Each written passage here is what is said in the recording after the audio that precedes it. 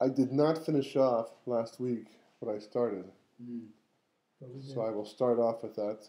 Anyhow, it ties in very nicely to, we did know we finished the point, but I didn't finish the beginning of the Devar Torah, which was the chomah, chomah thing, basically.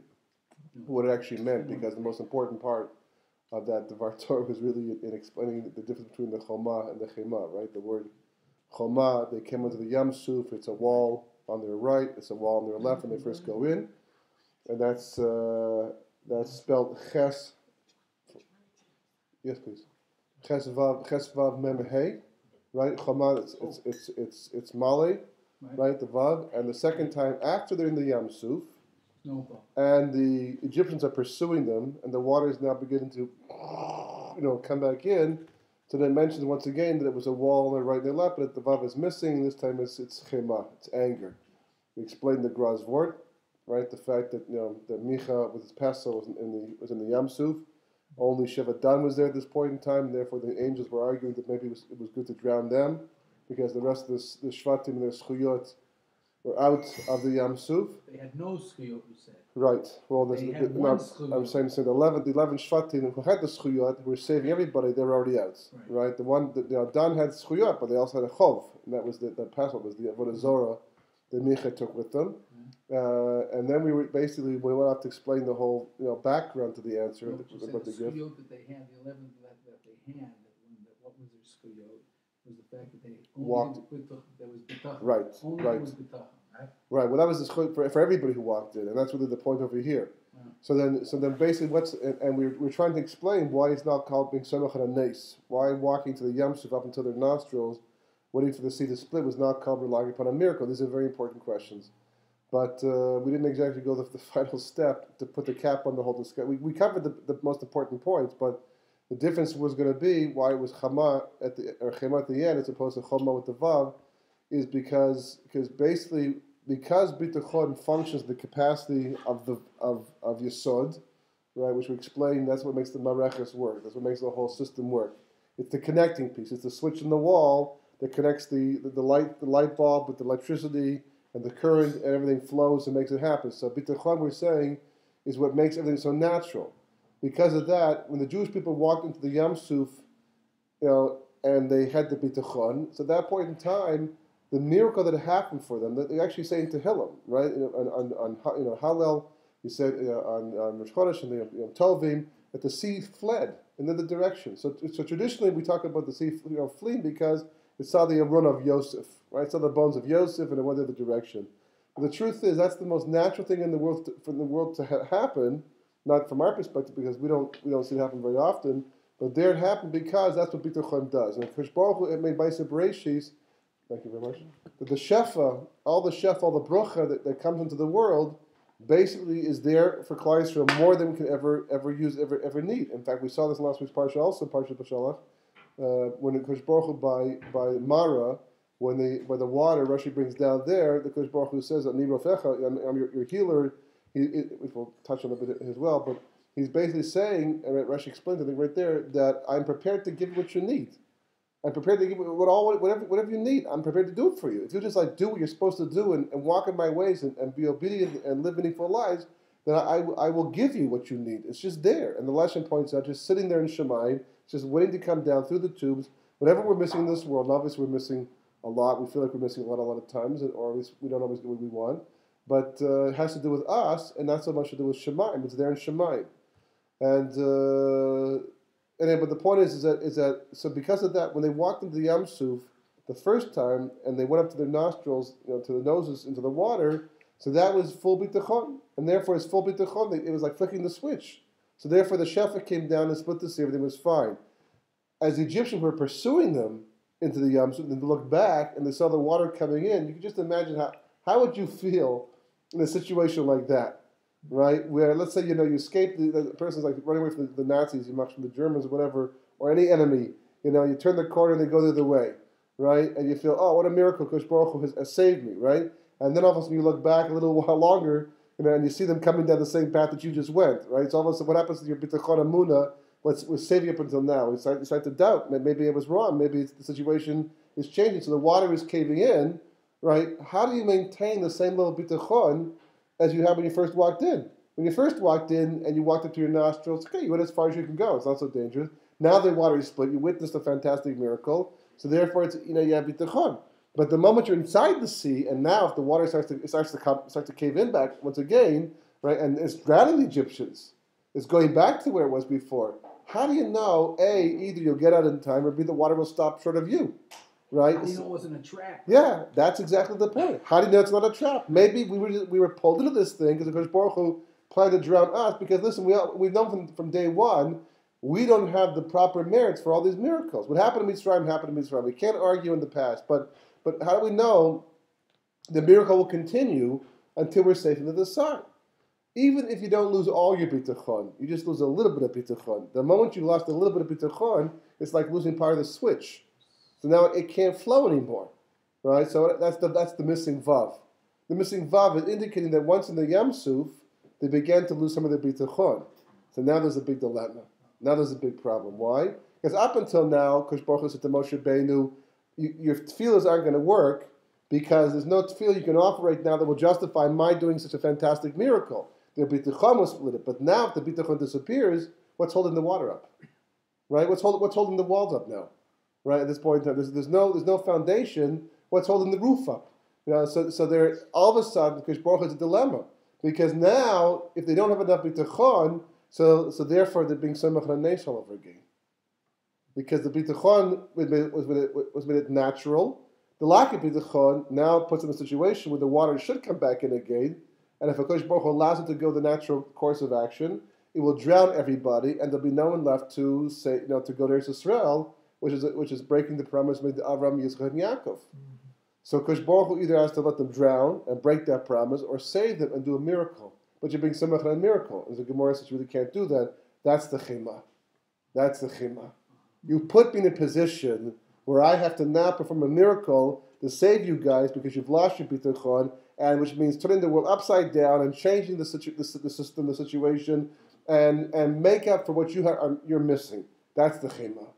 That's the chomah. That's the chomah in the Yam Suf. Because the moment that you took the vav out of the picture, what's left over basically is just the situation, and no bitachon holding the walls up, which means it's now going to be a miracle, and either it comes off your merit later on, or it might not happen for you. But in this situation, Kosh Baruch Hu had to do it because of the promise made to the Avos.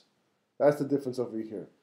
So that's a very important key point. That's a very important idea in terms of understanding what bitachon is all about. The first, why the Medrash can make a statement like "Ein davar omed b'fnei bitachon."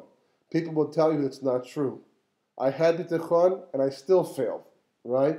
I tried to have bitachon and it still didn't work out. No, you understand.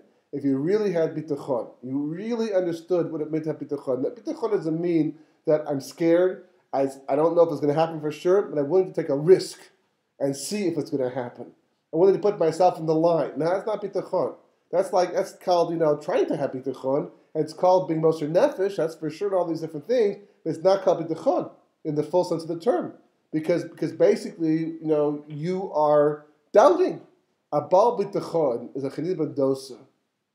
Right? A bal bitachon is a Pinchas who goes ahead and does the mice, and now he can be killed along the way. A bal bitachon is Moshe Beinu and the Avos and all these different people, or walking into Ur Kasdim. That's a bal bitachon.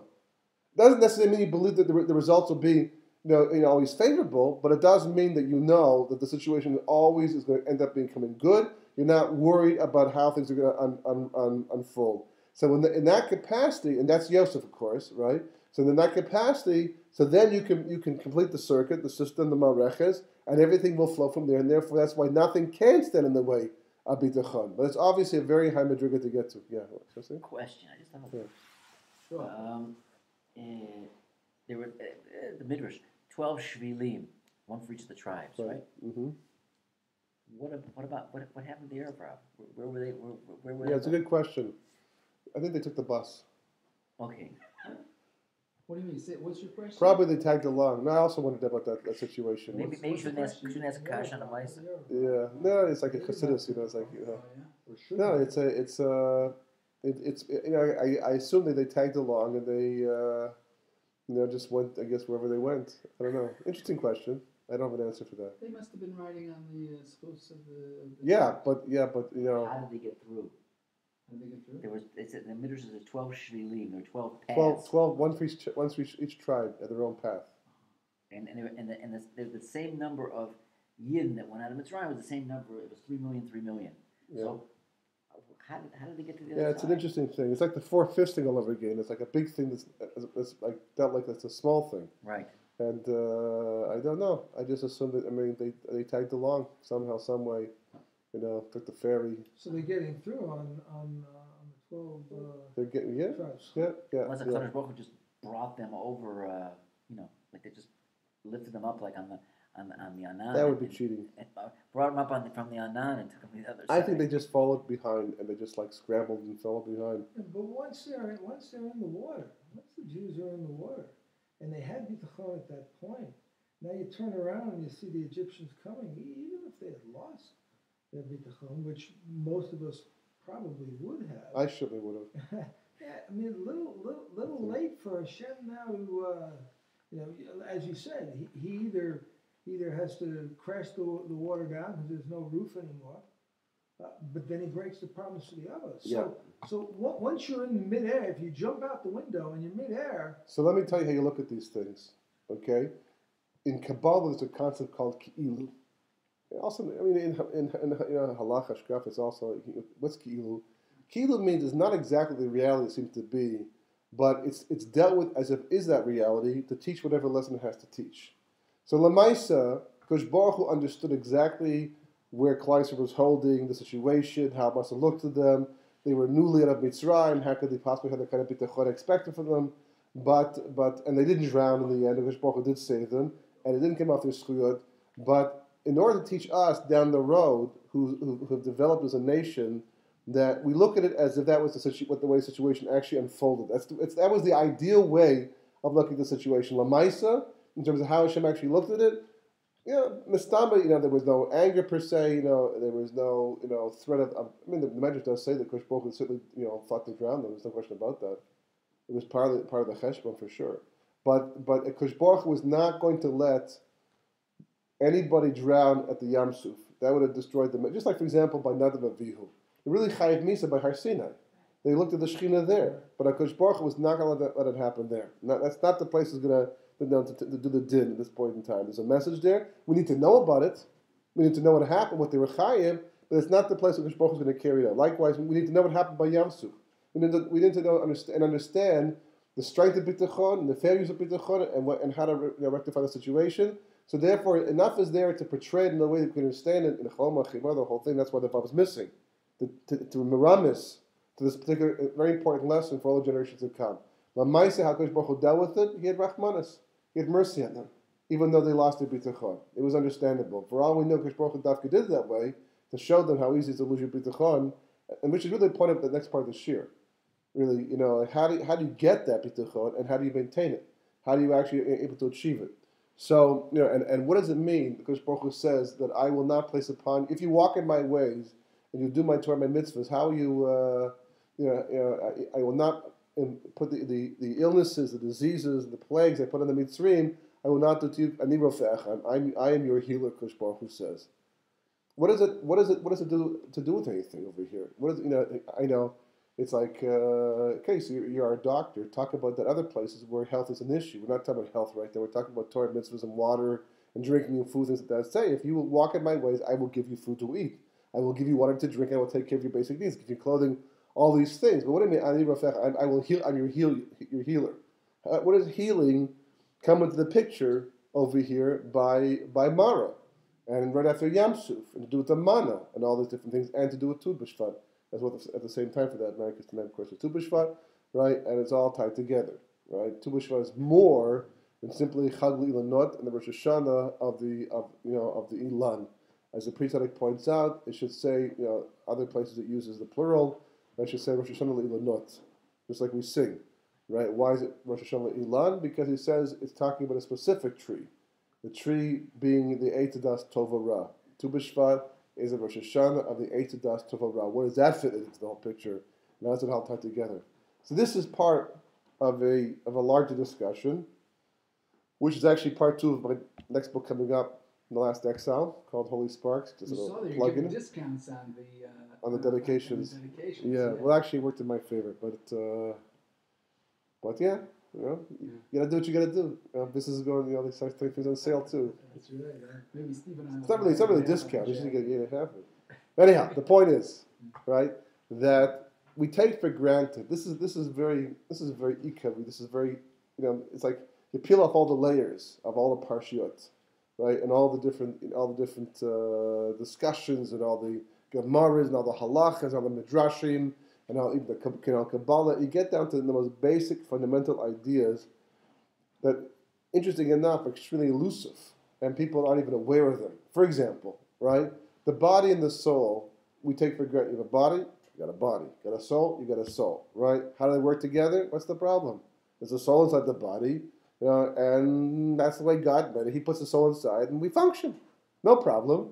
Right. So first of all, usually in the world, in creation, anytime you put something more spiritual into something less spiritual, it usually destroys the less spiritual thing. Now, there's a soul is much more high powered, spiritually speaking, than the body. So therefore, by putting the soul into the body should get burned up. It should be destroyed. It does. You look very good for someone who's been burned up. Well, it takes time. Yeah. Not everything happens instantly. Yeah, no. Eventually, what happens? In fact, it's the other way around. The very fact that the soul is taken away from the body, that causes decay. As long as the soul is with the body, then the body is able to not only survive but even thrive. In fact, the more of the soul the body gets, the closer the soul becomes to the body, then the healthier the body is going to be. The body benefits only by the soul coming closer and closer and closer. So Kabbalah explains it. Really, it's true. The body. So we know it's like the analogy I use is like two guys who are chained at the ankle. Let's say they break out of jail, right? They're chained at the ankle, and one guy, he's a classier guy, and one guy's, type of guy who belongs in jail for the most part. And they break out. They're able to go free. They get to the open, in one place to the to the city of where people should not go necessarily. And one guy wants to go back home to his wife and family because he was wrongly thrown in jail, right? So they make up their mind to go their separate ways. They go in different directions. And also, it turns out that they're linked to the feet, linked to the legs. They fall down because this guy wants to go that way. This guy wants to go that way, and he's not going to go that way. He's not going to go that way. They're just being pulled in different directions. It doesn't work. The soul wants to go back to Shemayim the entire time. Doesn't want to be down here. They want to come in the first place. Some say the story of Yonah is really the story of the neshama coming into a goof, and it doesn't want to come. It's forced into the goof because that's what it has to do for tikkun. And to earn its schar to come, but it doesn't want to be in the physical body. The body is very limiting. It wants to go back to Shemayim. Likewise, the body is uninterested, in spiritual matters. That's for sure. That's quite evident. Right? The body wants to go back. From dust you came, to dust you will go back. Exactly. It's exactly what the body wants to do. Go back to the dust. That's where it came from. It doesn't want to be here. So soul and the body are like being pulled, or are pulling themselves in two different directions.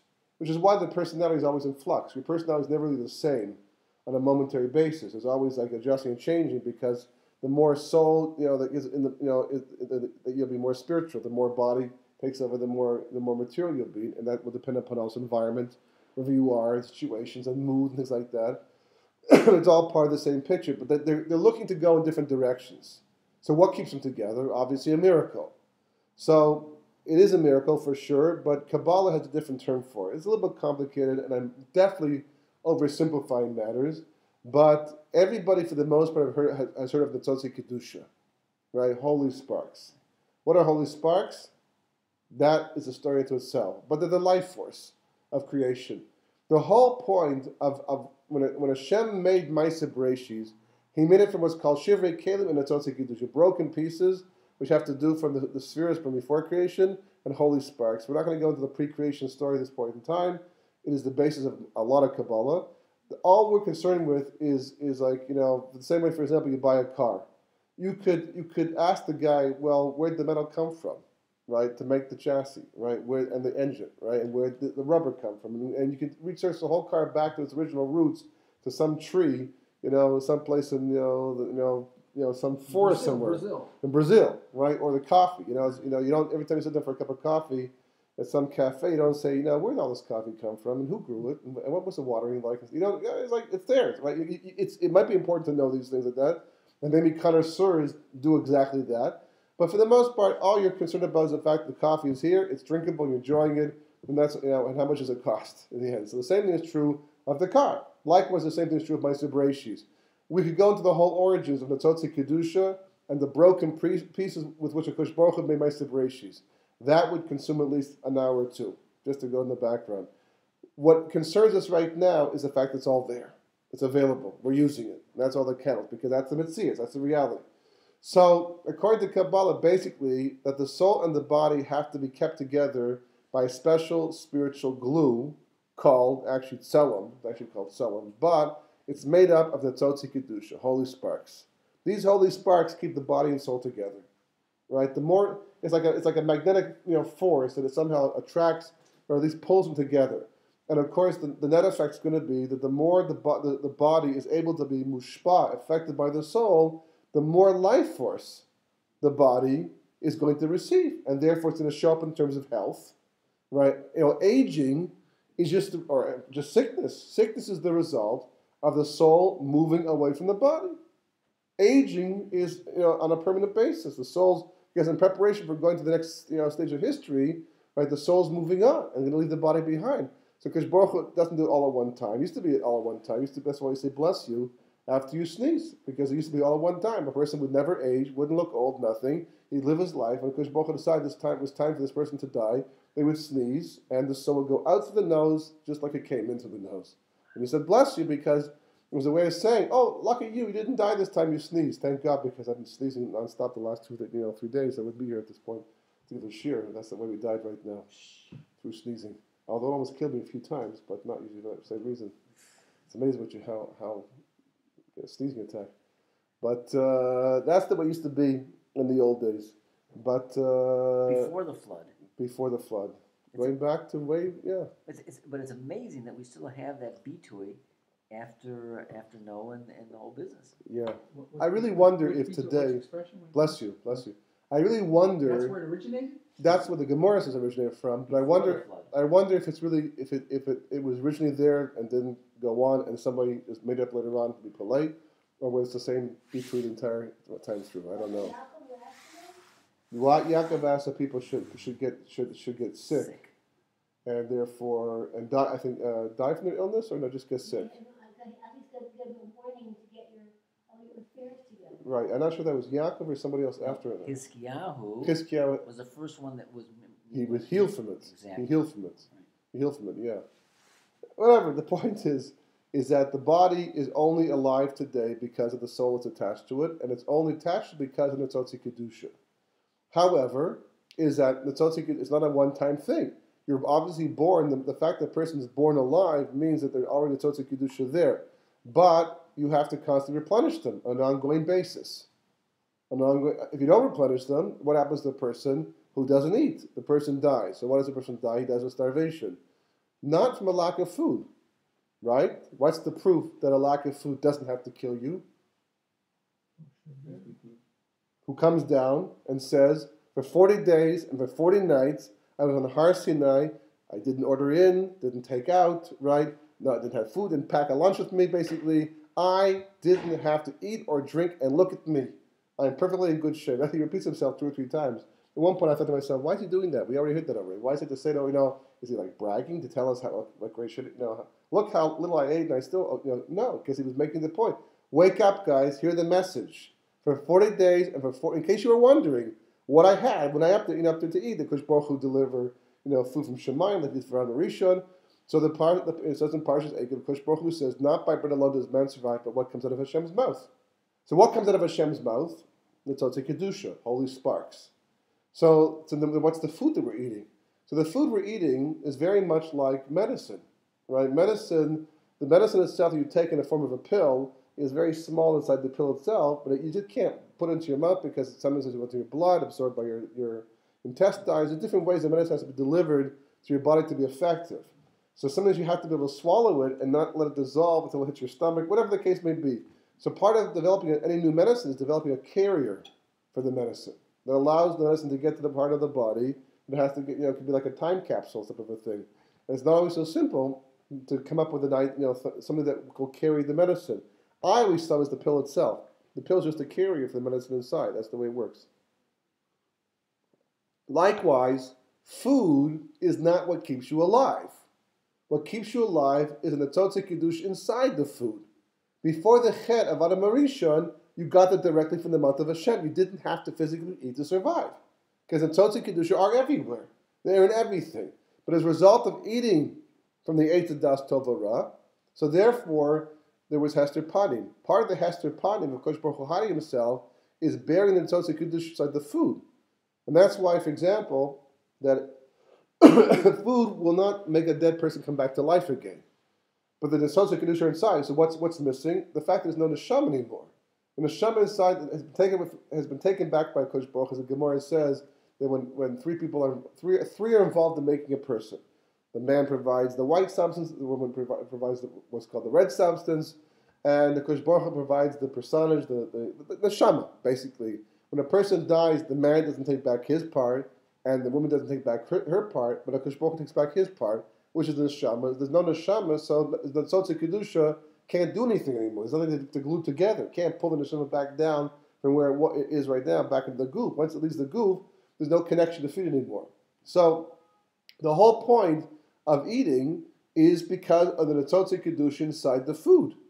Now, obviously, what's healthy food, right? Healthy food has to do with the fact that, nutrients. Well, not exactly. What are nutrients? Right? Nutrients are basically things that we came up with because we saw that certain foods that we eat are good for us. We tend to get better because of them, have certain healing effects, and certain foods that we eat, have damaging effects. So that's just another way of talking about Atzotze Kedusha. The nutritional facts inside of a box, which talks about nutrients, really ought to say how many sparks can be found inside this product. True that you can't really count them because they're spiritual, but the reason that one food is healthier than the other is because of the amount of Atzotze Kedusha that has inside of it. Because the more Atzotze Kedusha, the more holy sparks inside a specific food, the more it will glue the body and soul together, and therefore the healthier the person is going to become. Are we saying before the Chet of that? After? No, now. I'm talking now. Before, he didn't have to eat? Mm-hmm. He was made from light. He was made from light. What's he going to eat? Yeah. What's he going to eat? Light. Right? He ate photons. Photons, yeah. Even those would be too heavy for him. Yeah. Indigestion, probably. So what was all the fruit, the trees? Everything. Everything's waiting for what? For him to sin? In the Garden of Eden? Yeah. No. It was all on a spiritual plane. The lesson is very specific. The world was transformed because of man. Everything was made from light. The Garden of Eden was a sound and light show.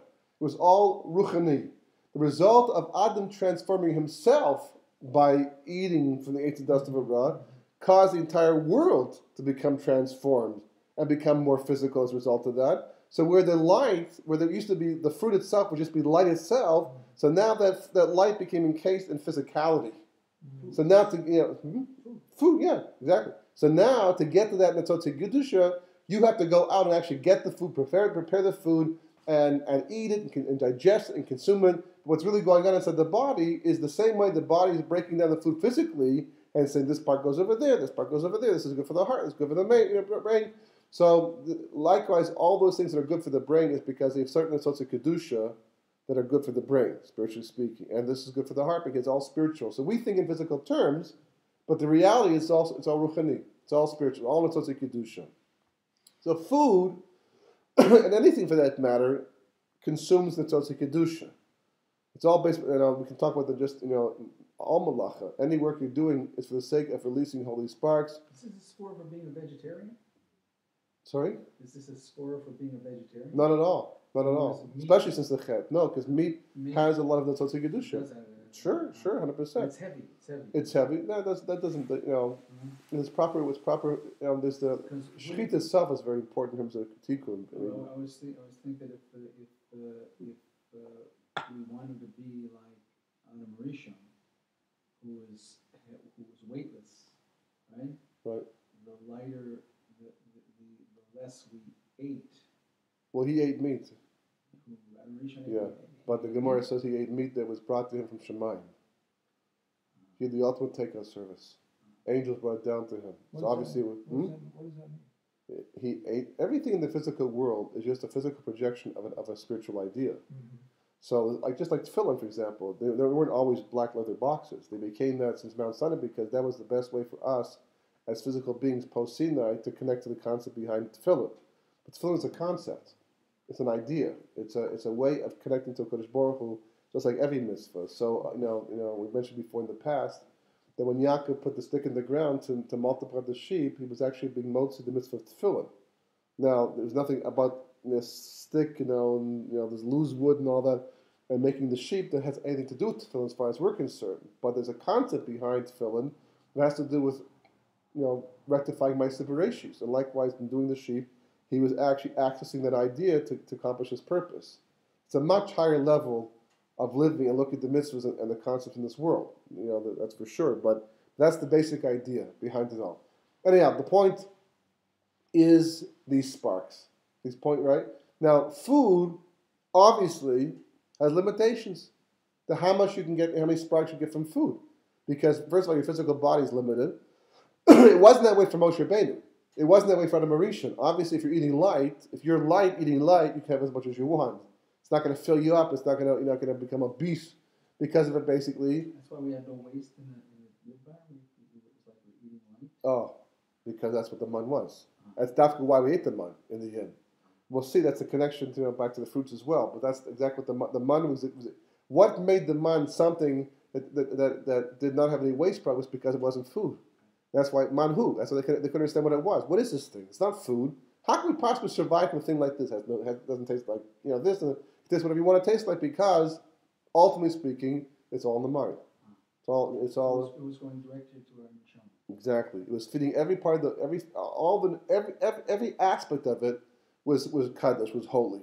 Wasn't that Kodesh Baruch Hu says, well, here there's a malach taking all the waste of the body. It was completely kaddish, the entire thing, because as the Pri Tzedek points out. That's why they complained. It tasted good. Yeah, because. Go right for Nishnam. Yeah, because we were stuck in the physical world. We chose to have the food, the vehicle of the food itself, right? We just couldn't break out that mentality, and of course there's a tremendous limitation when you do that, because the moment you do that, for example, there's waste product, which is just symbolic of the fact that you're living in a world that is very imperfect. Very imperfect and therefore very limited in what you can accomplish. I mean, if you think about how much time a person spends, not just in eating, but preparing the food, we're used to it because that's part of life. You have to do it. But how much time, and not just that, but also in terms of personal hygiene because of the food that we eat and things, and all these things that go along. How much of your life? There's a Gemara like this. A Gemara, in Shabbos on Pei Testament Beis, where Kodesh Baruch Hu wants to destroy the Jewish people. And he comes to Avram Avinu, who says, "Yeah, you're right. They've done a chet. They should be destroyed. They shouldn't exist." So Kodesh Baruch Hu says, "That's disappointing. Now let's go. Let's try Yaakov. He's a younger guy. He'll figure out. He'll connect to what happened." He says, "No, you're right. They did a chet. They should be destroyed." So he goes to Yitzchak, and Yitzchak says, "What? You're going to call them my son? You called them your son in the midbar, right?" And he goes on to say, "Anyhow, how long did they live in it? How many sins can they possibly do? Half their life they spend, 23 years they spend in the bathroom, this way is eating, sleeping. By the time you think the whole cheshbon, how much life they're actually living, is like 25 years left. That they might possibly be responsible for their sins." So Yitzchak says, we can either split that, because I did the Akedah, we can either split that, and therefore they're not worthy of being destroyed anymore, or having done the Akedah, I should be able to take all their burden on my shoulders and save them from destruction. It's like that's the problem living in this world. There's so much waste of time. We have no idea what we could be accomplishing and how much we could use our time better to become closer to Hashem. When we realize what the world to come is really about, and how much more of it we could have gotten by learning more, by being more Moser Nefesh, by doing the mitzvahs better, we see what it's going to be about. We're going to look back and say, all the seconds and the minutes and the hours I wasted. I mean, Bittel's man is huge because of the chet of the Eitz Das Tavara. Because we have to work through intermediaries. We have to go to banks. We have to go to banks. To survive, we have to go to banks. We have to be involved with money. How much time and energy has been lost dealing with money to survive? And telephones and tracking down people, and just taking all the things that you need, to go buy clothing. So, spend time, our society is so developed in the direction we don't think twice about it because it's a necessary evil in this world, but it wasn't there in the Garden of Eden. There were no visa bills to pay, right? There were no stores to deal with, no banks to deal with. You just simply built upon level, upon level, upon level, come closer to Kodesh Baruch Hu, become more like Him, and get more instant gratification of becoming perfect on the spot. We don't appreciate this because it's not part of our existence, it's not part of our experience. But if you think about it, you can work it out retroactively and see it and say, yeah, it's amazing how much we have to do, and wasted time and wasted life, all because we have to work through the physical world, the physical realm. So yeah. Question, just on the line of your thinking here, if in Gan Eden, was it an objective of both Adam and Chava? In other words, the desire to be like HaKadosh Baruch Hu, right? The desire to be like HaKadosh Baruch Hu, that you can look at it from both sides. It could have been a taiva, and it could also have been a resolution. In other words, but to be like Hashem? To be like Hashem. No, yeah, to be like Hashem. In other words, so when... Oh, you mean in the beginning when they ate things of Torah? Exactly. So because think about it, that's our objective. We want to be like Hashem. 100%. 100%, that's our objective, okay? So when now the Nachash comes to Chava and says, listen, I got a deal for you. I can get you there quicker. Oh, well, that's exactly the point. That's Avodah Zorah. So there's my book. But wait a second. The fact is that when we make the rationalization and say, listen, I really want to get to be like Hashem. If I can find a way that's going to be more expeditious, then why not use it? Okay? Now, this seemed to be, this is what I'm trying to... Which would have been fine, by the way, except for the fact that Kodesh Baruch Hu gave an explicit command, don't eat for the eight Tzadas Tova Ra. Right. Once you have that explicit command, so now there's no expeditiousness, so to speak, in the situation. The only shortcut is going to be the straight path, because there's no workaround here. It's very, very black and white. I mean, some do read into that command that it wasn't absolute, but trying to explain and understand exactly the point you're raising.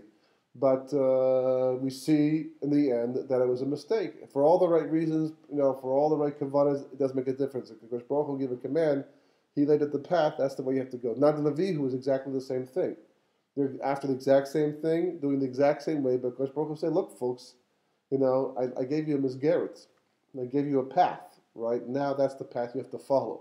If you don't follow the path, the whole thing falls apart in the end, because you're not capable of maintaining, a freestyling this, because it will end up becoming more destructive than anything positive is going to happen in the end, and they have to die as a result of that. Let's just get to this point because I don't have time to make the point, but it's a very, very, very important point.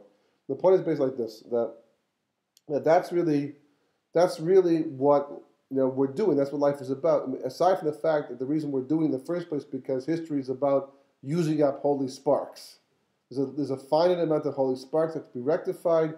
Again, going back to the whole Ma'aseh Bereshis business and what happened before Ma'aseh Bereshis and what our purpose is here, but putting the purpose aside for the time being in terms of using up the Tzatzi Kedusha, that's the basis of health. That's the basis of life. These holy sparks holding the soul and the body together, making them one. Food is a vehicle for being able to achieve that, but because it is now physical, not the sparks themselves, but the food itself, because the carrier, the intermediary, is now physical, there's now a limitation by how many sparks you can get directly from the food. Because the physical body has to deal with the physical food, with the carrier. So therefore, you need something else. So in the Garden of Eden, did Adam Rishon have a Torah? Right? Did he have a Torah? Well, yes and no. Right? Shama v'Yavda are two mitzvahs. In the mitzvah Shamra, according to Chazal, incorporate all the negative mitzvahs we're ever going to have. What did you say? Shamra, to guard the garden, right? Shamor. Yeah. To guard the garden, incorporate all the negative mitzvahs that are ever going to exist. Avda, which is positive, to work the garden, right? So that incorporate all the positive mitzvahs. Did he have to receive a Torah to do that? No. Because he was so hooked into the reality, because don't forget, Torah is the blueprint for Ma'aseh Bereshis. So if you're one with Ma'aseh Bereshis, you're one with Torah too. It's just an automatic part of who you are. You're a walking Torah. You're a walking Torah in a Torah reality. There's no need to separate in a separate Torah. Once the world becomes mechulak, becomes divided, because the physical world is a function of perud. Perud basically means separation of things. So now, as a result of that, because in the beginning, Adam Rishon was one person. All of us would have been part of him. You would have been who you are as part of this collective reality called Adam Rishon. Because of the chet, we all fell off into klipos and became individual people. There was a perud. My separation was a function of perud itself, but there's a real perud, a separation of things. So once it's a separation of things, you have to have laws and rules and regulations because everything is now separate. So even the Torah itself became separated from the rest. It had to be peeled off the reality. It was extracted, so to speak. All the it's like working backwards. It's like walking to an apartment like this and devising the blueprint based upon what you see. Without even knowing how the place was built. Normally we start with the blueprint and we build the building, right? In this case, you walk into the building already complete and you extract the blueprint from what you see. So because Baruch Hu extracted the blueprint of Torah out of creation, it's always there, it's always beyond creation, but we can no longer connect to creation. And that's why we throw garbage in the ground. That's why we destroy the environment. You missed me. I'm not quite following you. Now, explain 1 second. We're not connected, right? That's why we need shkia. That's why we have mincha before shkia. And we have all these halachic things that tie us back to the reality to make us one with Ma'aseh Bereshis. Because Ma'aseh Bereshis is the Torah. The Torah was the blueprint for Ma'aseh Bereshis, so therefore Ma'aseh Bereshis is the expression of the Torah. They're one and the same thing. So Adam, when he was made from light, the world was made from light, like two candles. Like when the fire comes together, separates, comes together, right? It can become unified fire, not physical bodies. They can't do that. They're like, can't do it, right? Adam and Chava cannot become one flesh except through a child. After the chet. But before the chet they could because they're made from light. That's the power of light. So Adam didn't have to have a physical Torah per se because he was walking and living and breathing it as part of the totality of Ma'aseh Bereshis. You follow? It was just built in. Once he became physical and we got this kesonos or, this physical skin, right? So now everything is separate. I can't become one with the table anymore. I don't even feel that wall. I mean, I don't even, unless I walk into it. I don't even know what that wall's up. I can't walk through walls at this point in time. That's a what? There's a door, open space. The whole world is paired. It's all separated. So now the Torah itself, I cannot learn the Torah out from that wall or that painting or from you. But I could once. In the Garden of Eden, I could look at you and extract, which is basically what Abraham did on some level too, for that matter. Yaakov, no?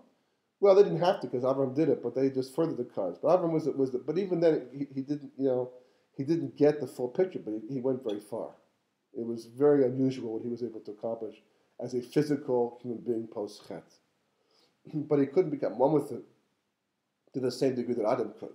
That's for sure. Because it's just physical limitation. We do to some degree. The same, for example, a husband and wife who get married and they have a happy marriage that works for a long, long time, there's a certain unification that takes place on some level, the point you start to feel each other. They even say that even the physical looks, you start to change it, but you can begin to look a little like each other. I don't know how true that is, how absolute that is, basically. But I thought my wife would be very happy finding that out. She looks like me. On a subatomic level, isn't this what happens per se? Like in concepts like string theory and stuff like this. I'm not sure. I don't know enough about that. But the basic idea here is that this is what is the world of perud. So the nafkamina. The main practical difference is now if you want your sparks, you have to go and get them through the physical world. The physical world is imbued with them, right? If you could have seen the Garden of Eden before the chet, all you would have seen was sparks. The whole thing would have shimmered like light because it was totally sparks for the taking, for the experiencing, and for the perfection of Ma'aseh Bereshis. Once it's like froze over, so to speak. It's like water that froze over. Became encased in the physical world. Everything became encased in the physical world. So now you're forced to work through physical means, including getting your sparks to the food itself. So it's like taking the nectar then. You're extracting it. All you're taking is the nectar. Yeah, you need the nectar to survive. Comparatively speaking. On a spiritual level. Exactly. And So the question then becomes, if that's the case, if I can't get all the sparks I need to get for the food, so what do? Where do I get them from the end? So you can get them from different aspects of life, but primarily this is what HaKadosh Baruch Hu says in Parashat B'Shalach. If you will walk in my ways, and you'll do my Torah, keep my mitzvahs, then I will give what you need. Ani rofe'echa. I will not give you the diseases of Mitzrayim. I am your healer. What does it mean, I'm your healer? The most effective way to get the Tzotzi Kedusha is directly from the Torah itself. The Torah itself, as much as it's physical, and you have black letters on the cloth, Chazal point out that those black letters are really, you can't really see it because your eyes they're physical, they're not trained to see it. You can't see this reality. But if you could see the reality, you'd see light coming down from Shemayim, coming through the letters at everybody who's looking at them and partaking of them. In fact, that's one of the reasons why we actually, on the Baal Korah, it's really an amazing thing. That, again, we don't think about we don't question these things. We're so makpid.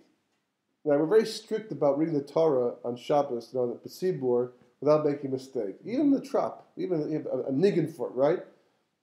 Well, if you're so serious about not making a mistake, put the vowels in. Put vowels in. Everywhere else we want, the proper dikduk, the proper pronunciation, we put vowels and lines and all kinds of things that hint to what you got to do. In the Western world, in the medical book, we don't say, you have to become a good doctor. So therefore, we're going to only provide you with part of the information, because if you're a really good doctor, you'll find the information out for yourself through what we do provide.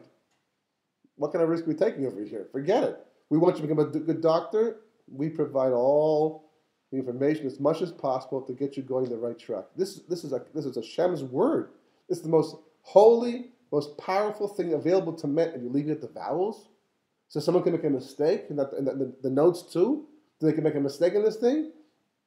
So Chazal explained, because the actual process of the human being pronouncing the vowels, putting them in there through his pronunciation, plus the trup as well, the tugging and the trup that he puts into it, right? And he actually draws the light down and completes the Torah by doing that.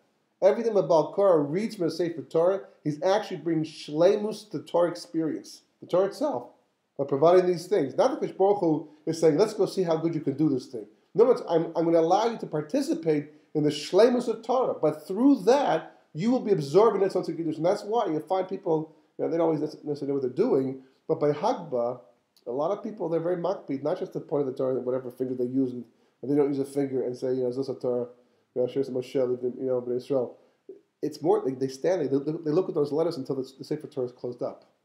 They make a point of going right by the Sefer Torah to see it as clearly as they possibly can until they can't see those letters anymore. Because every single second you're exposed to those letters, the light's coming at you. And through mitzvahs. Mitzvahs are conduits for the light to come through, to you. So that's what Kosh Baruch Hu is saying.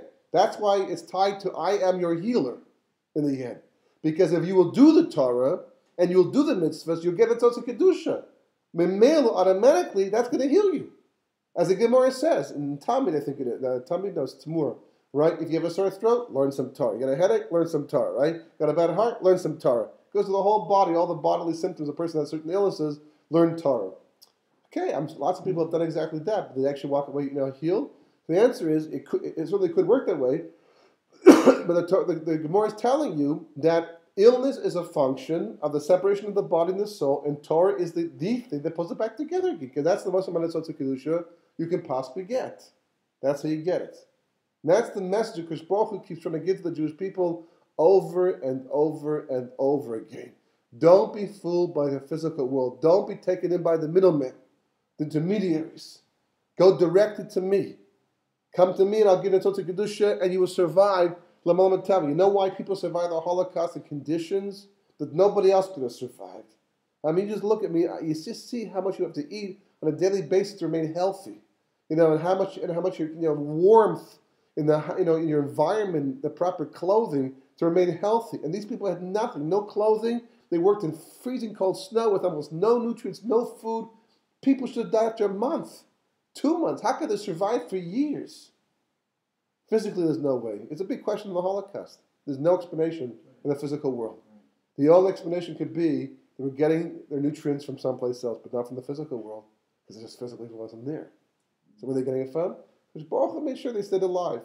Not too much. That would have been too obvious. But not to be able to say, like, that's Klal it's all about. Oh, they must have been very highly spiritual people. Well, they were after what they went through, the Mesiras Nefesh they put up with in the situation, and the tikkun, and all these things combined together. Whatever the reason is, Baruch Hu is providing the tzotzik kedusha. So that brings us to this week's parsha. Yisro is the whole meaning of the Seres Dibros, but one of the most important parts of the entire Torah. The important parts, it comes just in advance, as Rashi points out, right? The Jewish people came Refidim. Refidim is an allusion back to Amalek. Amalek is the antithesis of all this, right? He's physical world, intermediaries. You can only survive the physical realm. Hitler, Yamach Shmuel, the Germans, Nazis, they pushed and they pushed and they pushed to try to make the point to Jewish people, it's the physical power that controls this world, not the spiritual power. Of course, they didn't survive in the end. The Jewish people did. And Hitler himself, Yamach Shmuel, pointed out that maybe that's the way it's supposed to be. But he took one last shot on behalf of mankind and tried to destroy the Jewish people. But the point he was trying to make is that, and this is Amalek's point, it's the physical power in this world, it's the intermediaries. The more you control of that, the more successful you're going to be, the more powerful you're going to be, the more godly you're going to be. And the Jewish people stand at the other end of the spectrum, make the exact opposite point. So we get to this week's parsha, and the Seres Dibros, of course, is everything. And this is, not everything, but it's like the basis of Torah. And Moshe goes up, he's going to come down with the Torah itself in 40 days' time. Well, first the Egel Zahav and all that, eventually with the Torah on Yom Kippur. After he comes back with the Torah. But one of the most important points that indicates where the whole thing is going and how to measure the success of all that we're being brought to experience comes basically just before they receive the Torah itself. As Rashi points out, it mentions they camped in the desert there, and it says V'yichen neged ahar, right? V'yichen neged ahar, right? So as Rashi explains, that this is an allusion to the fact the Jewish people were able to get the level of kishecha b'lev echad, like a single person with a single heart. This is in contrast to the rest of the time in the Midbar. The rest of the time, they were not like a kishecha b'lev echad, rather it's machlokas almost everywhere else they went. But here, at this most important moment in time, they got to the level of kishecha b'lev echad. So that's important to know, and we discussed it before in the past, because, as the Ramban points out, loving your neighbors yourself is not a mitzvah to be chesedic, to be kind to others and to share, to give to others what you yourself want for yourself, because we find it doesn't always apply, halachically. And second of all, there are other mitzvahs to give tzedakah, right? Be left with the bracha, to walk in the Kodesh Baruch Hu's way, give tzedakah, meiser, there's lots of mitzvahs to make you do what love your neighbors yourself seems to make you have to do. So rather, says the Ramban, the mitzvah to love your neighbors yourself is a mitzvah to be objective. That's the essence of the mitzvah. So why is it tied to loving my neighbors myself? Because the Torah is telling you, how do you know when you're objective? When you can love your neighbors yourself. Because if I love myself more than you, I mean subjective. If I love you more than me, I mean subjective for you. But either way, I mean subjective.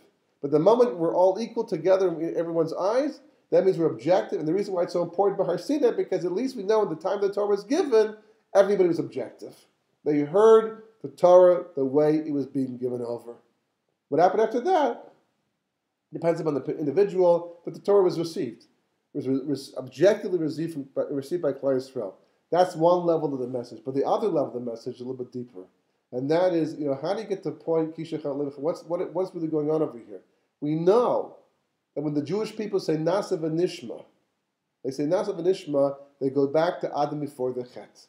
Had they not sinned with the Egel Zahav, they would have lived on a level of Adam Rishon, they would have been immortal, the whole world would have been transformed over a short period of time back into Gan Eden again, evil would have been destroyed from creation, and the world would be perfected the way there's going to be in Yom Mashiach and Techis Mesim onward.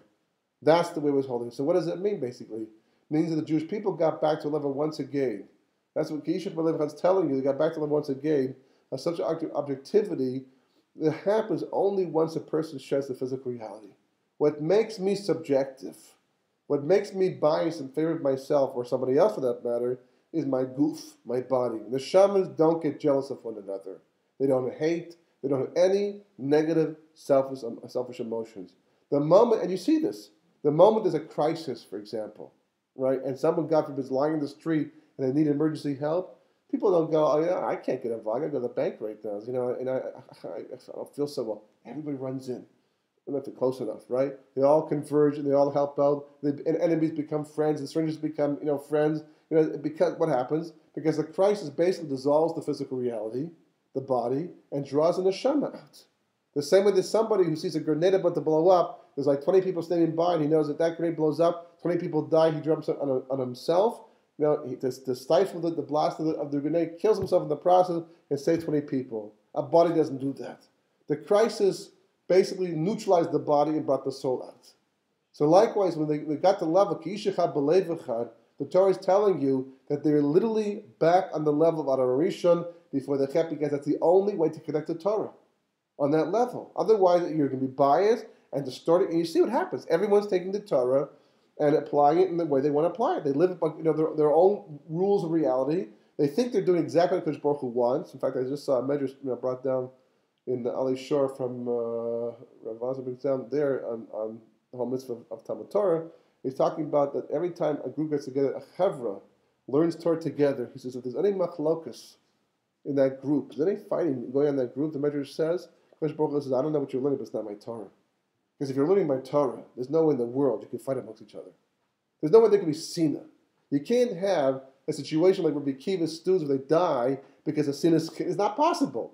You're learning. You may be learning, the Torah, but you're not learning my Torah per se. They're likewise the same with the Meraglim. Anybody who's learning my Torah the way it's meant to be learned would gladly run and accept Eretz Yisrael. You're coming back to reject the land? I don't know whose Torah you're learning, but it's not mine. Because my Torah would have made you love the land and go in, not even question. So it's the most obvious thing to do. So obviously what happens when a person does that, they're biased, they're physical. They're working through the physical world. That's what you're saying. Yeah, but let me show you the point. People are chutzlars. Yeah. No, but what's holding us back? That's why it's the most incredible, most pelagic thing that this country has a security problem, a major security problem. We are living in a lion's den surrounded by hundreds of million people for not just the last 5 years, not just the last 10 years, but at least 25, 30 years, 40 years, going back a long time, going back to the state was first formed, right? And yet, if you ask people the biggest ikuf, the biggest obstruction they have to making aliyah or even considering the possibility, it's not that, it's parnasa. The level of comfort they're going to live. That was amazing. Like, where's that coming from? Yet other people, right, as the Medrash points out, who will sacrifice that to be nice to Israel. Why? Because they need to connect to Kosh Baruch Hu. It's a guf neshama thing. Mm-hmm. This is the land of the Tzotzi Kedusha. We spoke about before. But the Torah is telling us this parshah, Kosh Baruch Hu, the lead up to the Sefer Deibros, the lead up to Kabbalah Torah, is getting back to a level where the neshama is mashpia on the guf to such an extent the guf is neutralized. Because that's what happens over here. In order to be able to receive Torah on the level it's been given, the guf has to be neutralized. The moment the guf is not neutralized, you're filtering the word of God through your own personal experiences and your own personal desire and needs. And that distorts everything. I mean, just ask, after a shiur, this one, another shiur, just ask 15 people what they heard the person say in that shiur, and you'll hear 15 different shiurim. Similar, but different shiurim. Because each one's filtering through their guf. The neshama heard exactly the way it was given over, but the body, it filters. Because it's got things at stake. It's got biases. So the Torah is telling you at Har Sinai, they were able to achieve that. There's a lot more to fill in over here, but I just want to tie it all together, in one night, within 1 hour's worth of shiur, right? It's Tu B'Shvat. Yeah. Tu B'Shvat. Higia Chag Le'ilanot, 100%. The Pri Tzaddik brings down, first of all, we mentioned before, on Tu B'Shvat, that it's a Rosh Hashanah for the Ilan, the Eitz Das Tov Ra. But he brings down, and by Yom Kippur, he's talking about the whole Indian about eating in advance of Yom Kippur, right? The day before, it's a mitzvah to eat, and it's counted as if you fasted. What's the connection? Why is it called, fasting? Who needs a thing like that in the first place? And he goes even one step further. Because anybody who fasts for 2 days in a row is really cheating over here. It's like a real chap, right? It's like the eating itself is counted as a fast. Oh, it's counted as a fast, so therefore it's like you fasted 2 days in a row. Anybody who fasts 2 days in a row is counted as if he fasted 26 days in a row, corresponds to Yud Kei Vav Kei. That's a pelagic thing. Look at sit down, getting over here.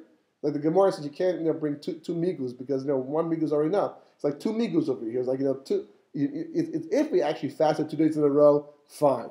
But 1 day is called eating. It's 1 day's eating. It's called fasting. And now we use that pseudo fast day as a fast day to make it to 26 fast days in the end.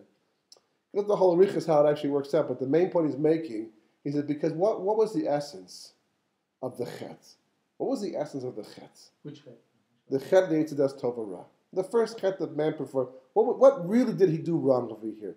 Was the tree of knowledge of good and evil going to be forbidden forever from Adam Rishon? Of course not. It sounds like it, but not really. Only until Shabbos. On Shabbos itself, the koyach of Shabbos would have transformed the Eitz Hadas Tova Ra into the Eitz Chaim, and then it would have been a mitzvah to eat from the tree itself. So what was the problem? Because he ate prematurely, he ate Erev Shabbos instead, before it was permissible to eat, it's called a selfish eating, or in his terminology, achilu shalok b'kedusha, an unholy eating. It was an unholy eating. The moment you eat for any other reason but for the sake of bringing the tzotzi kedusha into your goof, to tie the neshama and goof together to make you spiritually stronger, is called an unholy eating. So therefore, Shabbos, of course, one of the holiest eatings of all. Right? We'll see next week in Parashas Mishpatim how Shabbos is really the centerpiece of the entire parsha. The entire parsha is talking about Mishpatim. Don't be bad to avadim. Don't damage people's property. How to pay if you do. All this. And Shabbos is mentioned in passing in that parsha. And a person can say, yeah, but what's it doing there? And why even talk about it? Because Shabbos is over there. Shabbos is over there. Why dafka here talk about it in Parashas Mishpatim? Because it turns out that Shabbos provides you the very key to avoid all the things that go wrong in the rest of the parsha. Shabbos is the essence of it. Why? Because Shabbos is all about Kedusha. Krish Baruch Hu says, I'm Kadosh, you have to be Kadosh too. Otherwise, what? We can't connect. We can't become one. And the whole point of Ma'aseh Bereshis is for you to be connected to me. That's the ultimate, that's the relationship. That's what we're here to do. So he says, therefore, that the actual eating, Erev Yom Kippur, for making the point that you're fasting on Yom Kippur as a mitzvah, turns the eating itself into a holy eating as metakin the Eitz Hadas Tova Ra. It's a tikkun. The actual eating Erev Yom Kippur for the sake, and obviously on Shabbos too, for the right reasons, but here because you're making the point of showing how you're eating solely for the mitzvah. Yeah, Shabbos we eat for the mitzvah too, but how much does the mitzvah come into your mind on Shabbos, right? Shabbos is a very, it's a very ruchon experience, but very gashmi too. But here on Erev Yom Kippur, because the fast is coming up, and the whole reason you're eating is because you want to make the point that fasting l'shem shamayim, it turns the eating to very holy eating and makes up for what went wrong by the Eitz Hadas Tova Ra. That's what he says over there. Because it's one thing to eat to survive. It's another thing to eat healthy. It's a whole other thing to eat holy. It's a whole different thing. Because obviously, the holier the eating is going to be, the more netzatze kedusha you're going to get access to. By definition. Because that's the way the world is created. Why should a person who eats healthy food but is a balavera, does that in respect for Kodesh Baruch Hu, for Torah, why should he have access to the same amount of sparks that a righteous person does? And the answer is he doesn't. He can't. It's not about nutrition, not about the physical food itself. It's about netzatze kedusha. And a person can say, yeah, but I know lots of people who are not such nice people, but they're totally healthy, no cancer. I know other people, who are eating, they eat pretty, healthy, but they're so righteous and they're sick instead, right? So how does the system work? It's not about physical health per se. It's about it sees from a person what is the point of health? What is the point of life in the first place? This world's just passing through, right? It's lafum zarat. We're just passing through. As the Gemara says, Yesh mishakona olamo b'shas achas, Yesh mishakona olamo achri kamayimim, right? There are people who can acquire their world to come in a single moment, and there are people who can acquire their world to come after many, many years. The Gemara tell you it doesn't make a difference how long you live. It doesn't make a difference how healthy physically you are in this world. It helps. All that makes a difference, have you been koila olamecha? Did you acquire your world? Why does a disproportionate amount of tzaddikim, of Scheinberg, of Kaduri, of Eliashiv, I go on, that we know present day type of situation go well over into their hundreds? Yeah, doesn't mean that's an absolute. This is from the other point. The other way, it's not absolute in terms of how that a person will be guaranteed that long life. I'm saying even a person doesn't have a long life, they do die young. There's lots of tzaddikim who died young in the past. The point is being kol alamecha, right? Acquiring your world. So the Gemara says, in the world to come, everyone gets shy olamot. And the Gemara says 310 worlds. Every tzaddik gets 310 worlds as schar in the world to come. So of course the word shy is the reverse of the word yesh. In the parsha dealing with man, I don't have to just cut short into the whole thing, but right? It mentions that at the end of the parshah, at the end of the section of the man, it mentioned, and the man was 1/10 of an omer, right? It was the actual omer itself. Actually, it was an ephah was 1/10 of an omer. Everyone got an omer, right? The man, everyone got one omer of man, whether you had a lot, whether you had a little. To make a difference, everybody had an omer. The vav is missing from the word omer. The gematria of omer without the vav is the word yesh, meaning you have what you have. What HaKadosh Baruch Hu gives you, what's your lot in life, that's what you have. Every Shaylam means that everybody will get exactly what belongs to them, what's shaykh to them, what you yourself acquired that's relevant to you. And what do you acquire? Physical possession. We're all going to get cars over there, houses over there? No. Whatever you acquire in this world in terms of your connection to HaKadosh Baruch Hu, that's what you get in the world to come. That's the whole point of everything in this world. The yesh we should call them olamo b'shachasa, achas, right? The story of Taraji and the executioner, and the other tzaddikim, right?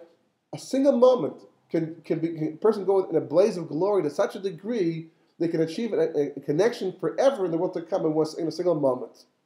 Likewise, a person can spend a whole lifetime wasting their life and never accomplishing an entire lifetime, but something accomplishes in one single moment, let alone many moments at the end. That's the whole how it plays itself out. So that's what Tu B'Shvat comes to say. And the whole comparison with the fruit, the measure says that the fruit of Eretz Yisrael is compared to the man in the end.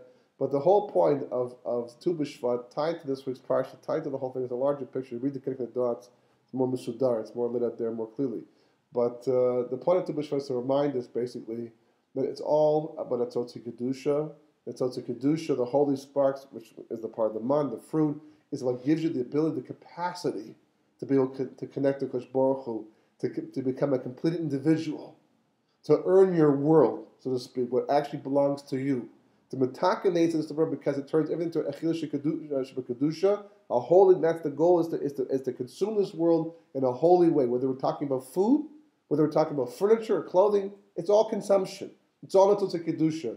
But Klal Yisrael, specifically, the goal of Klal Yisrael, the point of Torah, right? It's not physical health, it's spiritual health. The physical health helps. There's no question about it. It's all part of, you have to be physically healthy. It certainly helps the situation. But at the end of the game, it's about spiritual health.